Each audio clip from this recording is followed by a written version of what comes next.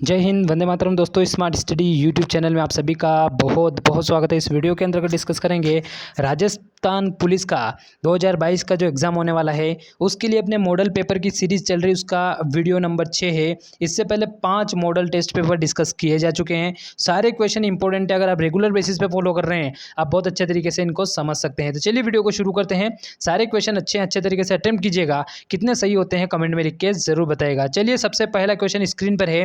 किस राजपूत राजा ने हरिनाथ, सुंदरदास एवं जगन्नाथ जैसे विद्वानों को संरक्षण प्रदान किया था? वो व्यक्ति कौन थे? तो वो शासक थे प्यारे दोस्तों, आमेर के महाराजा मानसिंह जी थे। ये बोल सकते हैं कि मुगलों के सर्वाधिक फेवरेट शासक में इनको आप बोल सकते हैं। इनके बारे में थोड़ी सी डिटेल ले लेते हैं। 1589 1614 तक इनका ये टाइम पीरियड रहा है। आमेर राजस्थान का प्रथम राज्य ऐसा था दोस्तों, ये एग्जाम में पूछा हुआ प्रश्न है कि मुगलों के साथ सहयोग और समर्पण की जो नीति अपनाई थी वो सबसे पहले आमेर के शासकों ने अपनाई थी। अकबर के सर्वाधिक विश्वस्त सेना नायक थे, ध्यान रखिएगा, मान सिंह जी। और बादशाह अकबर मान सिंह को फरजंद बेटा या मिर्जा राजा कहते थे। इसके बारे में भी आपको ध्यान रखना है, ये भी एग्जाम में पूछा हुआ, इसको ध्यान रखिएगा। तो अकबर मान सिंह को फरजंद बेटा या मिर्जा राजा की उपाधि किसने दी थी? तो अकबर के द्वारा दी गई थी, ये ध्यान रखिएगा। हल्दी घाटी के युद्ध में शाही सेना का नेतृत्व जो किया था वो मान सिंह जी ने किया था। इसके बारे में ध्यान रखिएगा। इस स्लाइड से कम दोस्तों 5 से 7 क्वेश्चन एग्जाम में पूछे जा चुके हैं, क्योंकि इनका टाइम पीरियड भी एग्जाम में पूछा गया है। और सबसे पहले मुगलों के साथ जो ये बोल सकते हैं कि समर्पण की नीति अपनाई थी वो किसने अपनाई थी? वो आमेर के शासकों ने अपनाई थी। इसके बारे में आप ध्यान रखिएगा। अगला क्वेश्चन है, राजस्थान राज्य सहकारी स्पिनिंग एवं जिनिंग मिल्स फेडरेशन की स्थापना हुई है, तो बताओ वो स्थापना कहाँ पे की गई है? अच्छे तरीके से ध्यान रखिएगा। इस ऑप्शन का जो करेक्ट आंसर होगा वो 7 मार्च 1992 इस प्रश्न का दोस्तों सही उत्तर होने वाला है। अगला क्वेश्चन है, मोर चंग क्या है? काफी ज्यादा इंपॉर्टेंट है, एग्जाम में पूछा हुआ है। इसकी आकृति मोर के समान होती है, मोर के पंख के समान होती है दोस्तों, उस कारण से इसको मोरचंग के नाम से प्यारे दोस्तों जाना जाता है। प्रश्न पूछा है मोरचंग क्या है दोस्तों, आपको ध्यान रखना है। मोरचंग एक वाद्य यंत्र है, काफी ज्यादा इंपॉर्टेंट है। आइए देख लेते हैं किस प्रकार का होता है। तो ये इस प्रकार का वाद्य यंत्र होता है जिसको मोरचंग के नाम से प्यारे दोस्तों जाना जाता है और काफी ज्यादा इंपॉर्टेंट भी है। तो मोरचंग वाद्य यंत्र है, इसको आप जरूर ध्यान रखिएगा। एग्जाम में पूछा हुआ प्रश्न, जितने भी क्वेश्चन डिस्कस कर रहा हूं सारे एग्जाम में पूछे जा चुके हैं। राजस्थान खादी ग्रामोद्योग बोर्ड की स्थापना कब की गई? एग्जाम में पूछा हुआ क्वेश्चन है। ऑप्शन नंबर 2 आपका सही है। यहाँ पे 1955 राजस्थान ये बोल सकते हैं वित्त आयोग के बारे में भी, तो उसी की डेट भी यही मिलती है। इसको अभी आप थोड़ा सा ध्यान रखिएगा। चलिए अगले प्रश्न पर चलते हैं जो पूछा हुआ है। जो नेक्स्ट क्वेश्चन है कि भीलों का प्रसिद्ध लोकगीत जिसे स्त्री पुरुष साथ मिलकर गाते हैं वो कौन सा वाला है? वो है दोस्तों हमसीडो। कौन सा वाला है? हमसीडो है। तो भीलों का प्रसिद्ध लोकगीत जिसे स्त्री पुरुष साथ मिलकर गाते हैं हमसीडो के नाम से उसको जाना जाता है। चलिए नेक्स्ट क्वेश्चन पर चलते हैं जो अपना अगला है। राजस्थान का वह संगीतज्ञ जिसके विषय में किंवदंती है, मतलब ऐसा कहा जाता है कि उसने अपने राग के माध्यम से, उसने जो राग गाया था उस राग के माध्यम से पत्थर को पिघला दिया था। करेक्ट आंसर अपना कौन सा होगा? हरि सिंह जी वो शासक, या ये बोल सकते हैं हरि सिंह जी वो व्यक्ति थे जिसने राग के माध्यम से पत्थर को पिघला दिया था। ये एक किंवदंती है, ये भी एग्जाम में पूछा हुआ है दोस्तों। अगला प्रश्न जो है उसका ऑप्शन आपको दिख रहा है। राजस्थान अक्षय ऊर्जा निगम की स्थापना कब की गई? तो आपको अच्छे तरीके से पता है कि एग्जैक्ट डेट वैसे 2002 वाली मिलती है। 2003 यहाँ पे ऑप्शन है, हम नियरेस्ट वाला लगाएंगे। 2003 यहाँ पे करेक्ट आंसर होने वाला है। पठानी मूल की काव्य प्रधान लोकनाट्य विधा जिसे टोंक के नवाब फैजुल खां के समय अब्दुल करीम खां एवं करीम खां निहंग ने प्रारंभ किया, बताओ वो कौन सी वाली है? तो वो है अपनी कौन सी वाली? तो वो है दोस्तों कौन सी? चार बेद। कठपुतली कला जो है उदयपुर की काफी ज्यादा फेमस मानी जाती है। ये नौटंकी मेवाड़ वाले क्षेत्र की काफ़ी ज़्यादा मतलब प्रख्यात आती है, इसको ध्यान रखिएगा। तो काफ़ी ज़्यादा इंपॉर्टेंट है। तो पठानी मूल की काव्य प्रधान लोकनाट्य विधा जिसे टोंक के नवाब फैजुल खां के समय अब्दुल करीम खां व करीम खां निहंग ने प्रारंभ किया, वो चार बेद थी जो टोंक की प्रसिद्ध मानी जाती है। अगला प्रश्न है, राजस्थान में प्रथम गैस विद्युत परियोजना कहाँ स्थापित की गई थी? इसके बारे में आपको बताना है। हमें पता है वो जैसलमेर का स्थान आता है दोस्तों, जहाँ पे इसको जैसलमेर की गैस विद्युत परियोजना जो है वो स्थापित की गई थी। जैसलमेर इसका सही उत्तर होने वाला है। अब बहुत सारे दोस्त पूछ रहे थे टेलीग्राम चैनल के बारे में, तो आप स्मार्ट स्टडी टेलीग्राम चैनल को सर्च कर लीजिएगा, आपको आइकन की तरह वहाँ पे दिख जाएगा। वहाँ पे करंट अफेयर के क्वेश्चन बहुत ज़्यादा डाले जाते हैं, अच्छे तरीके से उनको अटेम्प्ट कीजिएगा।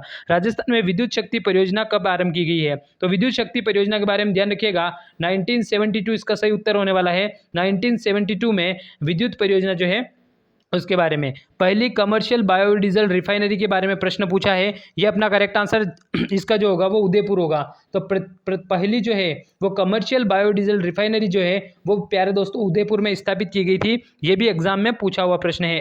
अगला प्रश्न है, सूचना के अधिकार को अपनाने वाला देश का प्रथम राज्य कौन सा है? अगर ये क्वेश्चन पूछा गया तो बहुत ज़्यादा संभावना है कि उसका करेक्ट आंसर राजस्थान ही बनेगा सूचना के अधिकार के बारे में। अगला प्रश्न है, राजस्थान में प्रथम नगर पालिका कहाँ स्थापित की गई? माउंट आबू का क्षेत्र आपको अच्छे तरीके से पता होगा, वहां पे नगर पालिका प्रथम जो है वो स्थापित की गई थी।